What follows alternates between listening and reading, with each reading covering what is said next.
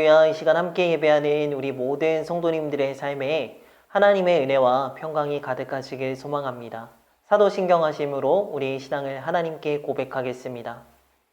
전능하사 천지를 만드신 하나님 아버지를 내가 믿사오며 그 외아들 우리 주 예수 그리스도를 믿사오니 이는 성령으로 잉태하사 동정녀 마리아에게 나시고 본디오 빌라도에게 고난을 받으사 십자가에 못 박혀 죽으시고 장사한 지 사흘 만에 죽은 자 가운데서 다시 살아나시며 하늘에 오르사 전능하신 하나님 우편에 앉아 계시다가 저리로서 산자와 죽은 자를 심판하러 오시리라. 성령을 믿사오며 거룩한 공예와 성도가 서로 교통하는 것과 죄를 사하여 주시는 것과 몸이 다시 사는 것과 영원히 사는 것을 믿사옵나이다. 아멘. 찬송가 425장 주님의 뜻을 이루소서 함께 찬양하시겠습니다.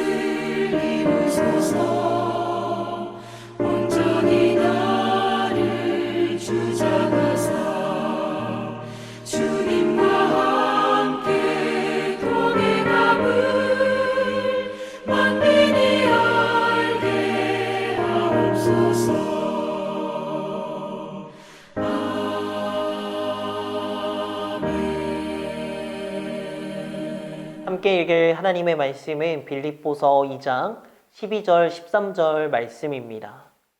함께 읽도록 하겠습니다.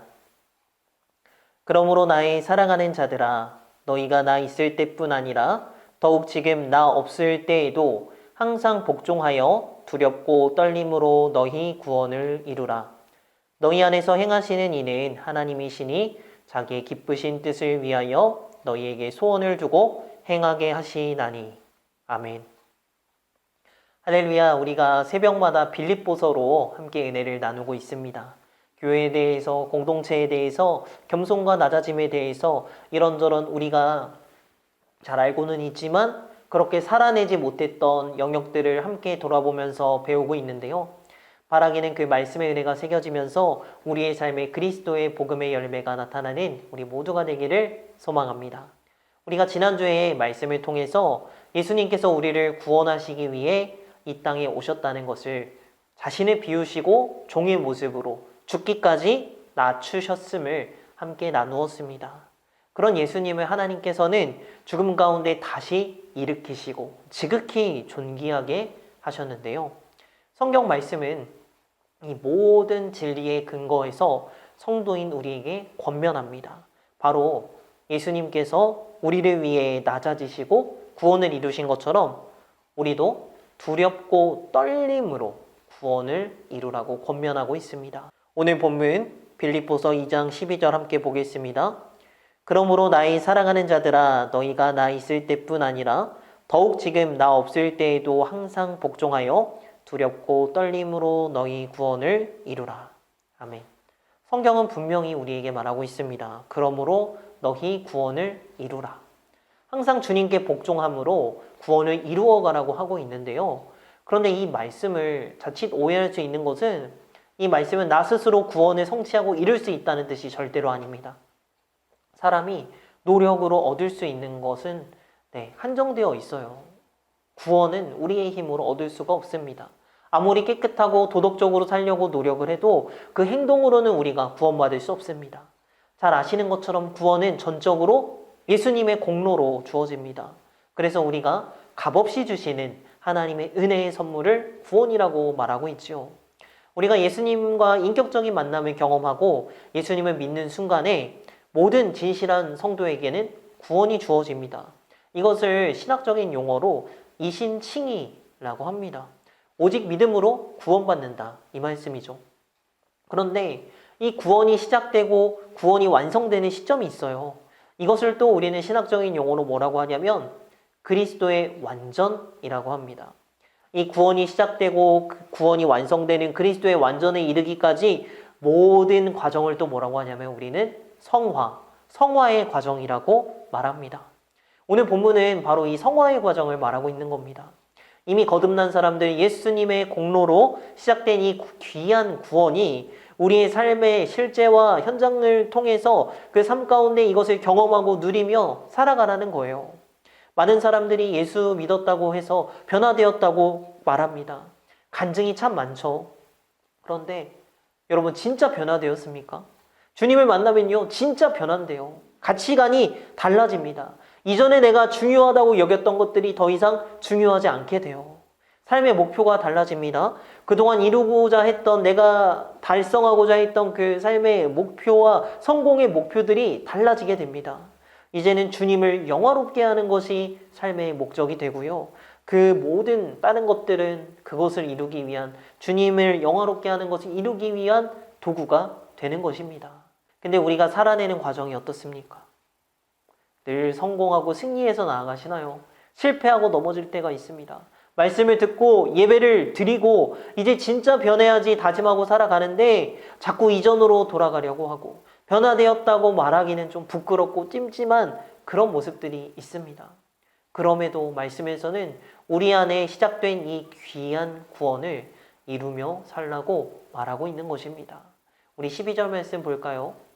그러므로 나의 사랑하는 자들아 너희가 나 있을 때뿐 아니라 더욱 지금 나 없을 때에도 항상 복종하여 두렵고 떨림으로 너희 구원을 이루라. 아멘. 여러분 누군가를 사랑했을 때 이 가슴 떨림, 두근거림 다 경험하셨지요? 그런데 성경에서 말하는 방식으로의 사랑, 하나님을 온전히 사랑할 때 생기는 경건한 두려움, 경외라고도 부르는 이 두려운 말입니다. 이 두렵고 떨림으로 구원을 이루라는 말은 매를 두려워하는 그런 종들이 가지는 두려움이 아닙니다. 극진한 사랑이 만들어내는 두려움입니다. 우리가 구원을 잃어버리고 구원이 취소될까봐 두려워 떨라 이 말이 아니라요. 하나님이 얼마나 귀한 구원을 우리에게 주셨는지를 알고 그 귀한 구원을 정말 두렵고 떨리는 마음으로 온전히 이루어가라고 성취하라고 말하고 있는 것입니다. 13절 계속해서 볼까요? 너희 안에서 행하시는 일은 하나님이시니 자기의 기쁘신 뜻을 위하여 너희에게 소원을 두고 행하게 하시나니. 아멘. 여러분 13절 말씀에 한글 성경에는 생략이 되어 있는데 원어에는 왜냐하면이 붙어 있습니다. 이 12절과 이 말씀을 이어서 풀어보면 우리가 왜 두렵고 떨림으로 구원을 이루냐면 우리 안에 행하시는 분이 누구다? 바로 하나님이시기 때문입니다. 하나님께서 예수님을 통해서 이루신 그 구원, 그분이 시작하고 이루어 놓으신 그 귀한 구원을 우리가 계속 이루어가고 성취하라고 말하고 있습니다.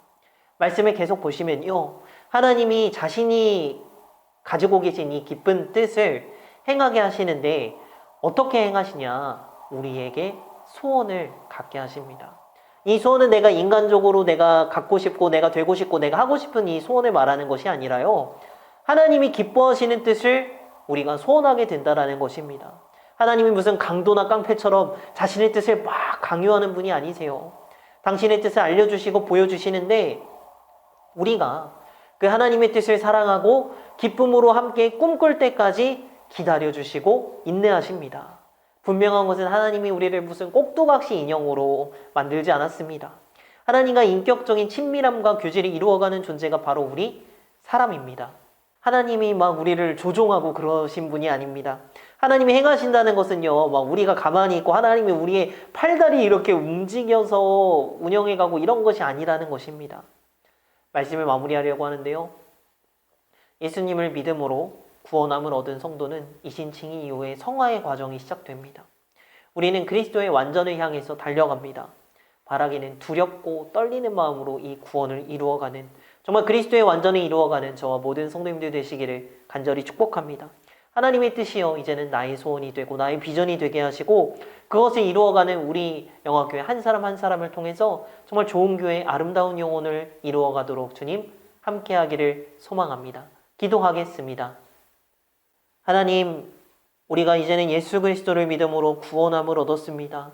그런데 이 구원을 정말 날마다 이루어가며 지켜가며 그리스도의 완전에 이르기까지 하나님을 기쁘시게 하는 모습과 뜻으로 두렵고 떨림으로 구원을 이루어가는 저희가 되게 하여 주시옵소서.